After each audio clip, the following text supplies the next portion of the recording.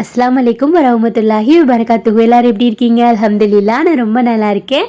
இன்னைக்கு டியூஸ்டேயோட mini vlog பார்க்கலாமா? காலையில் எப்பயும் போல் எழுந்திரிச்சோன்னே இப்போல்லாம் டீ போடுறோன்னோ இல்லையோ ஒரு அடுப்பில் ஃபஸ்ட்டு ஒலைய போட்டுறது. இங்கிட்டு டீயே போட்டாச்சு. எனக்கு முன்னாடியே அஃப்ரீனத்தா எழுந்திரிச்சு இன்னைக்கு போயிட்டாங்க. எந்திரிச்சு பார்த்தா காணா. நான் தூங்கட்டுன்னு சொல்லிட்டு போயிட்டாங்க போல இருக்கு. ஏன்னா நைட் ஃபுல்லாக எனக்கு கொஞ்சம் ஃபீவராக இருந்துச்சு.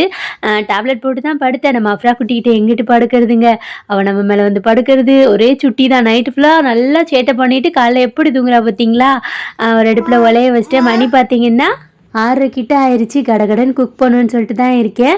இன்றைக்கி நல்லா காரமாக ரசம் வச்சிடலாம். ஏன்னா நல்ல கோல்டு, எப்படி இப்படி கோல்டு ஆச்சுன்னு எனக்கே தெரியலை. ஆனால் நல்லா மிளகு போட்டு, நிறையா மிளகு போட்டு ரசம் வைக்கலான்னு இருக்கேன். மூஞ்சி அப்படி கொடு கொடுன்னு இருக்குன்னு சொல்லுவாங்கள்ல, ஒரு நீர் தான். மூக்கு என்ன சொல்கிறது, மூக்குலேருந்து வாட்டராக வருது. தண்ணி பிரச்சனையை தீர்க்குற மாதிரி மூக்குலேருந்து தண்ணியாக கொட்டிக்கிட்டு இருக்கு. சாப்பாடும் வடிச்சிட்டேன். அவ்வளோவா நான் வீடியோ எடுக்கல. என்னென்ன நான் மார்னிங் குக் பண்ணேன்னு சொல்லிட்டு பார்க்கலாம்.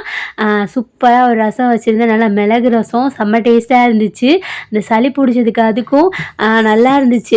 அப்புறம் வந்துட்டு சிக்கன் என்னது பிக்கிள், போன டைம் நான் வீடியோ போட்டிருக்கேன். காலையில் செய்யும் போது அவசர அவசரமாக செஞ்சதுனால வீடியோ எடுக்கலை. சரி கொஞ்சம் உணவாக இருக்கும்ல, அஃப்ரீனத்தாவும் பாவம்ல, கொஞ்சம் நல்லா சமைச்சு வச்சுட்டு போகலான்னு சொல்லிட்டு அதை ரெடி பண்ணிவிட்டு எனக்கும் அஃப்ரீனாமாக்கும் எப்பயும் போல் பேக் பண்ணியாச்சு. காம்பினேஷன் சூப்பராக இருந்துச்சு. சிக்கன் பிக்கிள் நான் ஆல்ரெடி போட்டிருக்கேன். இன்னும் நான் ஃப்ரீ டைமில் நான் ப்ராப்பராக போடுறேன்.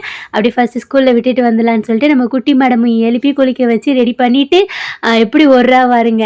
அக்காவை போய் ஸ்கூலில் விட்டுட்டு வந்தாச்சு. இப்போ இந்த மேடமே எங்கள் அம்மா வீட்டில் போய் விடணும். அதுக்கு முன்னாடி வீடு க்ளீன் பண்ணுற ஒர்க்லாம் இருக்கும்ல, அதெல்லாம் முடிச்சுட்டு எப்படி சிஸ்டர் மேனேஜ் பண்ணுறீங்கன்னு சொல்லிட்டு ஒரு சிஸ்டர் கேட்டிருந்தாங்க.